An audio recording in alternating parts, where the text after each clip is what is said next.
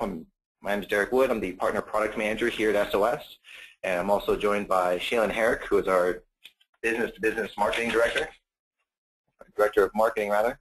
Today we're going to be going through a basic overview of the industry. First, I'll go through just a history of SOS altogether and an overview of where we've come as a service provider and how our partner program has changed today with the addition of ServerSafe, and what our ServerSafe program means not only to you entering this market, but what it means to your customers, how it changes your offering for managed backup solutions. And then we're going to go through the specific features and benefits of ServerSafe versus some of the competitors in the market. And we're also going to go through the competitive landscape, and so you can get a good visual of what we're really trying to do here.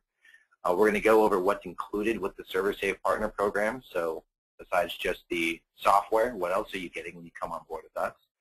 And then we're going to go through a product tour. And we can have questions throughout the presentation. Just use the chat function that most of you have already been using, and we'll be good to go. So first, an overview of SOS and where the industry has moved in the last few years.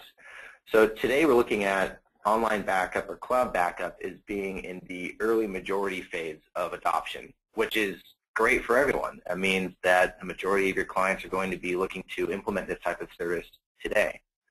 Where SOS has come from historically is we were founded, as many tech startups have, in humble beginnings, a dorm room startup, but based out of Melbourne, Australia, rather than Silicon Valley. From 2001 to 2005, the operation was quite limited geographically to small operations in Australia. 2005-2006 was when we actually started launching an international operation, specifically here in the U.S. And 2006 is when we won our first PCMag Editor's Choice Award with a beta client. So that was, of course, a really exciting start to SOS internationally. From 2006 to 2008, 2009, our primary focus was on large distribution partners, companies like Bitdefender, Webroot, Online Backup for Dummies, etc. And we had a very humble affiliate program and direct sales operation. 2009 was the birth and launch, mid-2009 was the birth and launch of our white label program. So the private label partner that Luis, you have a question about it, this private label offering started in mid-2009, and now we're a couple years deep into it, and now we have the SOS ServerSafe program. So we've really seen this take off as the primary source of revenue for our company, and it's what we spend our time building and focusing on as time goes on. So our partners are really what we designed the ServerSafe program for. With online backup, we specialize in a file and folder backup program for much of the innovation and early adoption phase. The innovators and early adopters are really people who like to be in the leading edge, but for the most part, low dollar amount of as far as adoption. Maybe a single workstation, a single user. Maybe they didn't have some type of solution in place previously, and so moving into a new technology was rather simple. Most of our adopters at that phase were in large metropolitan areas where the internet connectivity was already set up and good to go. So the struggles we've seen, not the struggles, but the changes we've seen over the last 4 to 6 years has been increase in the infrastructure, so internet and high-speed internet availability more specifically, the savviness and faith in the security behind cloud backup services. Now you have, from 2008 to 2009, you had the difference of about probably $10 million in marketing between Mozy and Carbonite alone. So it was a stark launch that was really hard hit, radio ads, Pandora, all of that. So now people are generally familiar with the cloud backup services. The IDC report we have here at the bottom reads that 16% of the companies surveyed over the last couple of years, these SMBs, which is most of you are serving, only 16% of the SMBs have some sort of online backup or cloud backup strategy in place, usually to a limited extent, single user, single machine, and it's still very much an evaluation period. So we have 16% of your customers, let's just use these numbers scaling to you individually. 16% of your customers are familiar with it and ready to move forward with a big integration in the next year or so. The remainder of those people are just beginning to evaluate or plan to use it. So a lot of the times we're looking at, your typical environment. You have some sort of bulky hardware program or system. You have to switch the tapes in and out every day, or drives. Hopefully you're moving away from tapes.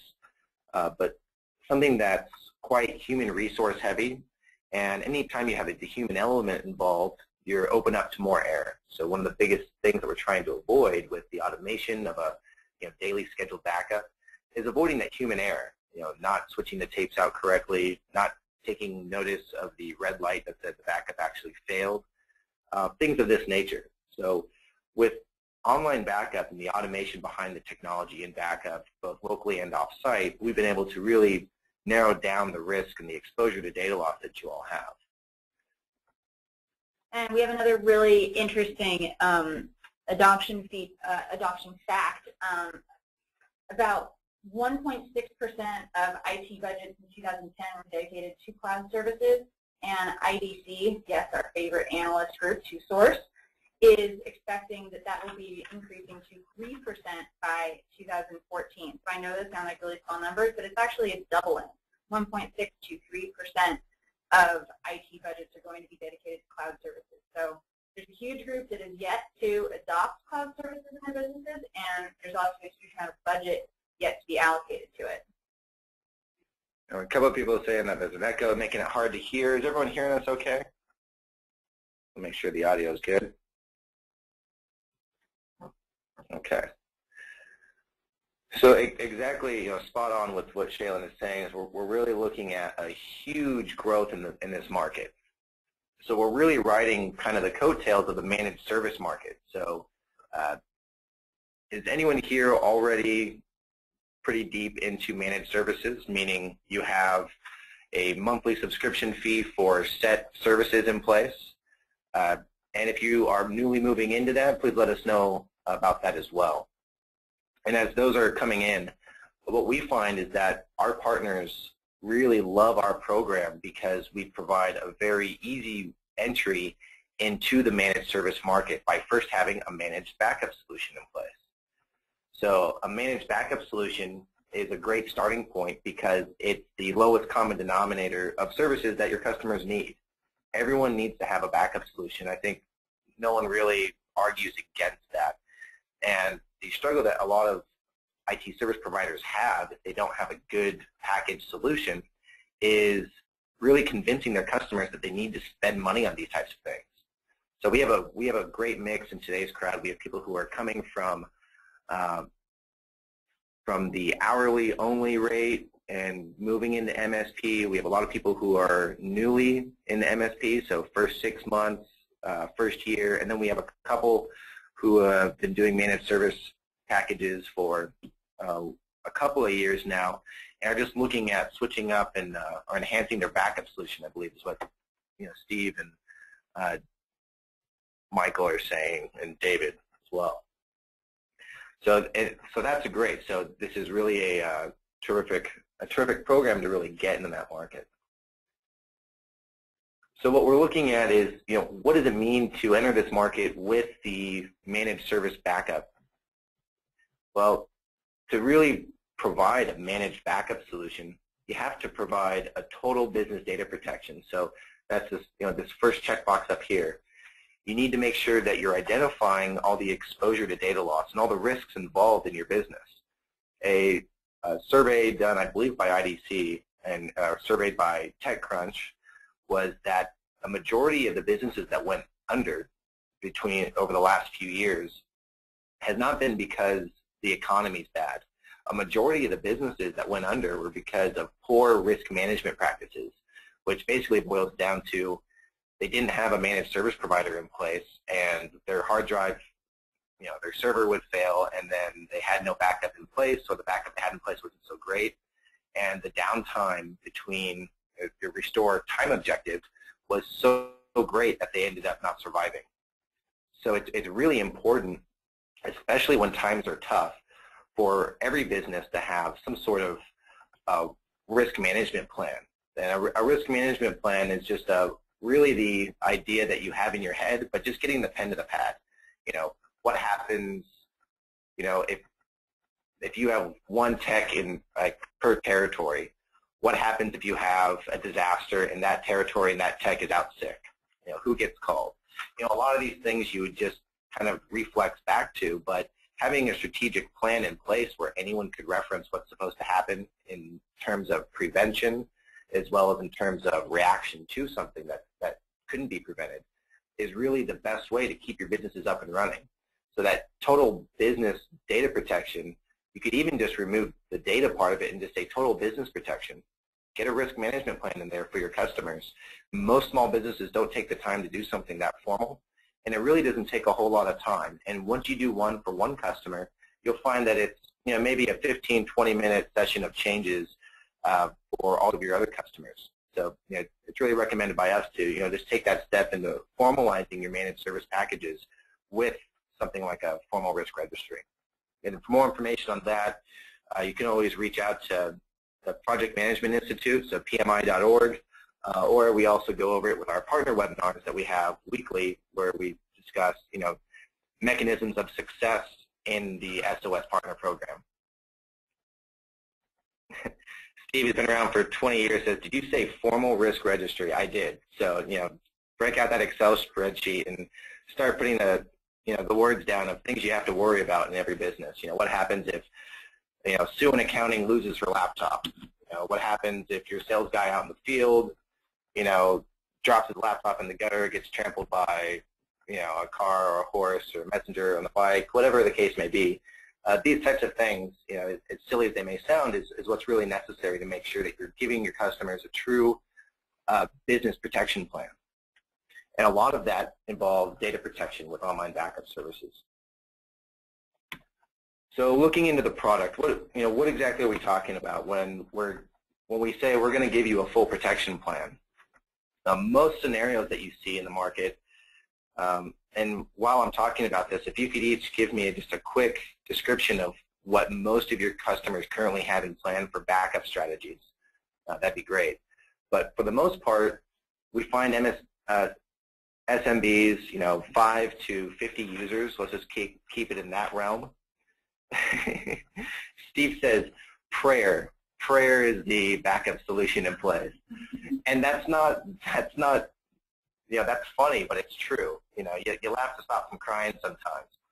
So the whole idea is that most SMBs today, if they have a backup solution in place, is something very limited. It's a single strategy in backup. So we have a lot of people come in, okay, we have backup exec to tapes or drives. Most people say that we're still doing tapes. Limited workstation backups. Some guys with smaller offices are going to USB drives.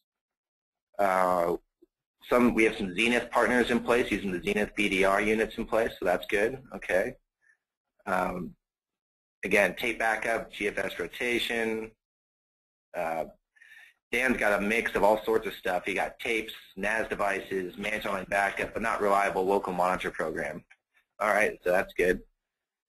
Yeah, so all these are really pretty intense when it comes to the human resource aspect. So, you probably, how many of you are personally managing all those things? Or have you trained a office manager to manage the backups? David says, yes, he's managing all of it personally, or your techs, I take it. You are? And that's a really expensive amount of time to be managing those things.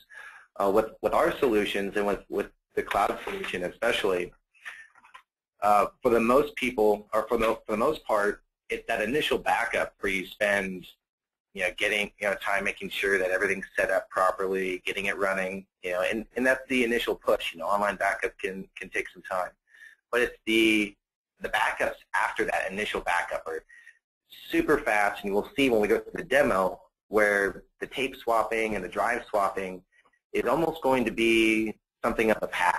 Once you come into this program, you really don't need to do stuff like that anymore. You could, at least not as your basic package. If it makes people feel comfortable, then that's, of course, your job as a managed service provider is to make people feel comfortable that that work is being done.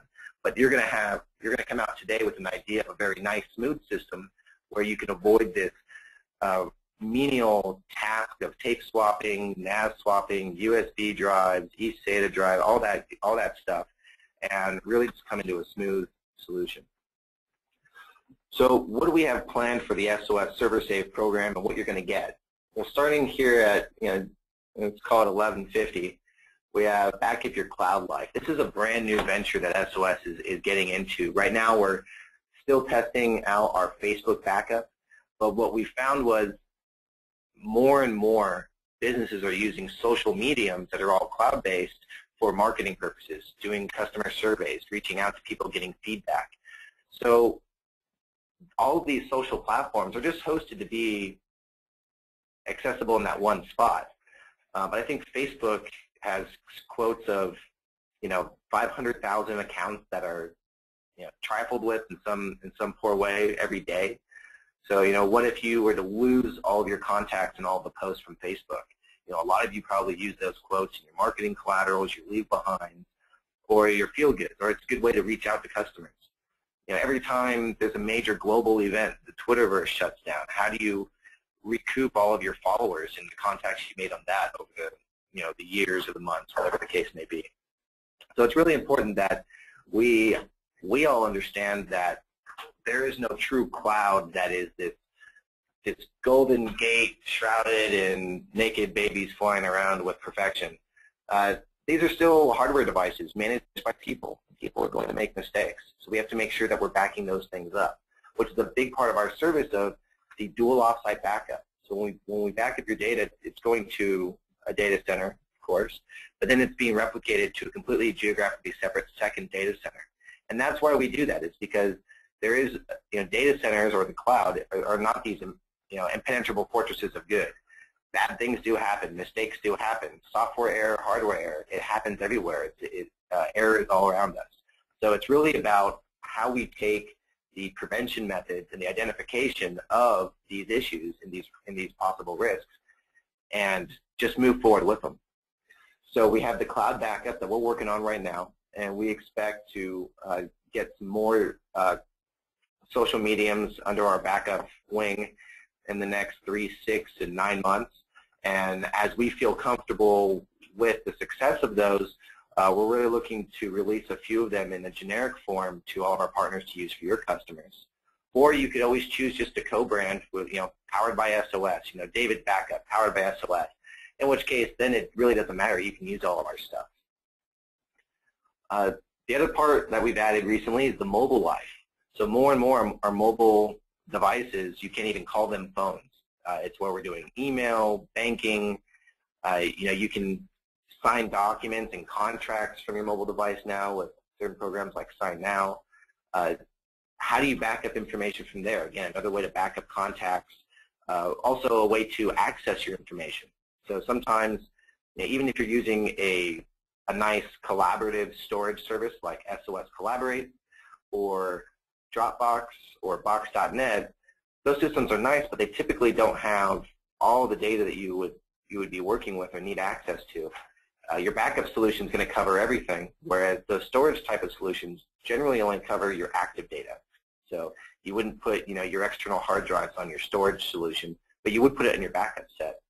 So having the mobile application is really nice, or at least the mobile portal. You can easily search for a file that you're looking for. You can recover it, preview it, depending on the browser you're on and the device you're on, or you could share it with somebody via secure email link. So it's a very nice way to make the backup service an actual productive tool in your environment. So salespeople out in the field, they need to get a contract or a technical document or a program description to somebody. How many days go by for every deal that you're working on because you have to get to a physical location to send that information to somebody? How much time could you save and how much more money could you generate if you were able just to share that file with somebody by pulling up your phone? Very simple stuff. Then we have desktop life. So workstations, whether they're on-site or it's a laptop fleet, Users are the biggest point of risk in any system. Anytime you have the human element involved, that's where risk is the greatest. You can't prevent it. You just got to set yourself up well enough to react to it. So the ability to install the file and folder system that is renowned for being both simple and secure is a really nice way to cover the extremities of your network. Again, Harvard Review as well as TechCrunch both reviewed that still about 60% of a business's data is not centralized